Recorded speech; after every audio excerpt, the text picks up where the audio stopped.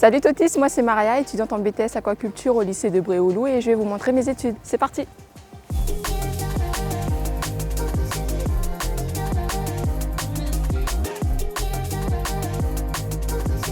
Avant toute chose, l'aquaculture, c'est quoi? C'est la production d'organismes aquatiques, soit des poissons, des crustacés, des coquillages ou bien des algues, dans un but de commercialisation pour la vente, pour l'alimentation, pour le tourisme, pour la sensibilisation ou bien le repeuplement.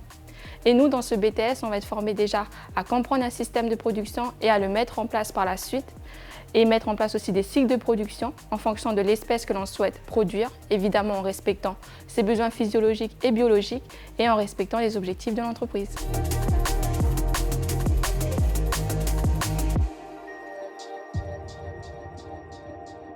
Maintenant, je vous emmène avec moi en cours de biologie.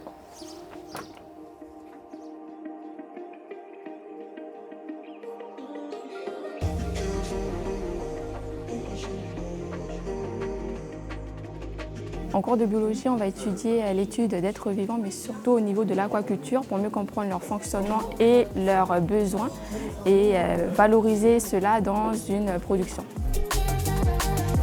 Alors l'albuginée, c'est une enveloppe conjonctive qui permet la cohésion de l'organe, en fait, que tout ne parte pas dans tous les sens.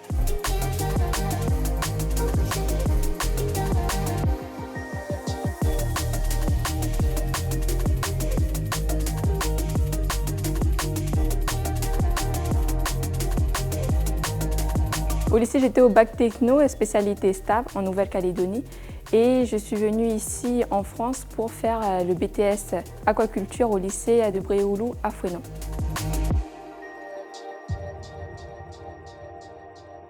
Originaire des îles, comme toutes les personnes qui ont grandi au bord de mer, j'ai pu observer que les ressources maritimes diminuaient. Donc j'avais besoin à mon niveau d'aider à leur préservation. Et donc je me suis orientée vers un BTS aquaculture.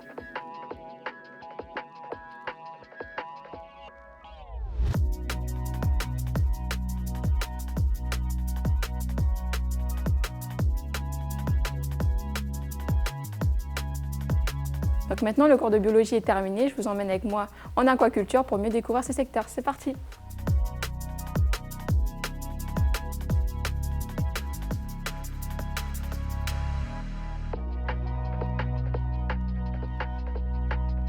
Donc là, en cours d'aquaculture, on va voir la culture de proies vivantes qui est important dans un cycle de production. C'est le moment où l'œuf va éclore et la larve, il faudra la nourrir, sinon elle risque de mourir. Donc là, nous, on va étudier les différentes familles de phytoplancton en fonction des besoins nutritionnels, mais aussi de la taille de la larve.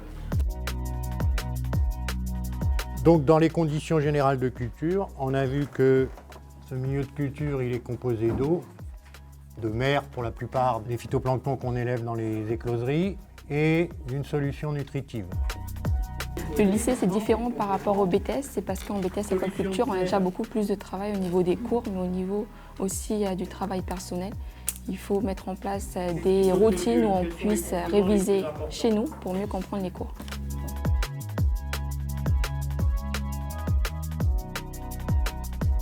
Du coup, les spécialités que je vous conseille pour ici en BTS aquaculture, si vous êtes en bac techno, des spécialités STAV, STL, ou si vous êtes en bac général, des spécialités vers la science.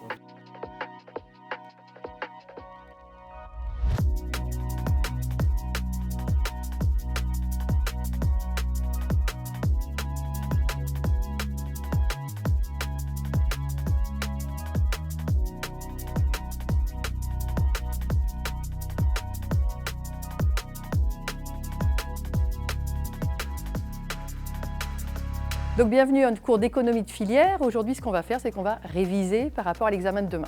Donc la première partie, c'est est-ce que vous avez des questions par rapport au cours que vous deviez réviser pour aujourd'hui.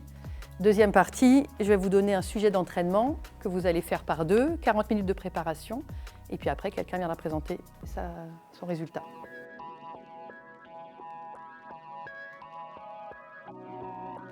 Donc là, on est en économie de filière, on est en train d'étudier les différents circuits de distribution qu'un produit aquatique peut avoir, du producteur jusqu'au consommateur. On voit par exemple les différentes qualités d'un produit comme AOP ou IGP. Et en ce moment, on est en train de faire des révisions pour un oral qu'on va préparer pour demain.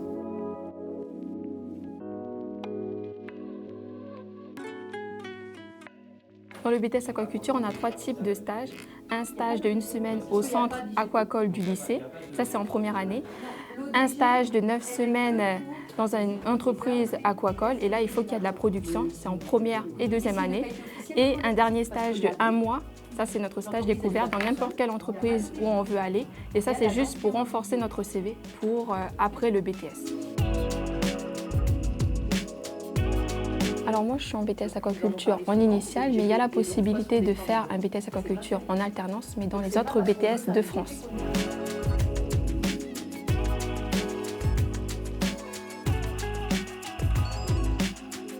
Bon ben voilà, on a fini les cours, maintenant on va aller manipuler des trucs dans un TP. Suivez-moi.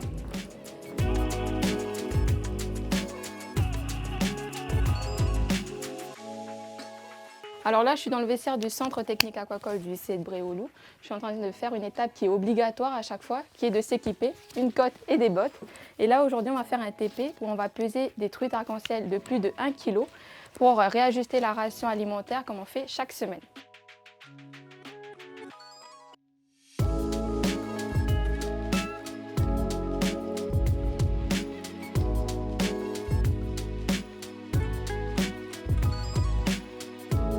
Ça fait 2,15. L'avantage de faire un BTS aquaculture, c'est que grâce à des TP, on apprend à faire les gestes de base qui vont être le cœur de notre métier.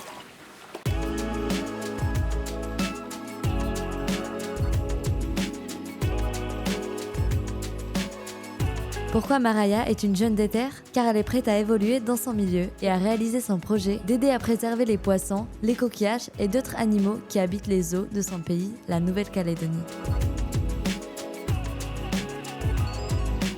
Bon ben voilà, c'est terminé. J'espère que vous avez apprécié passer une journée avec moi dans un BTS aquaculture. À bientôt sur Totis.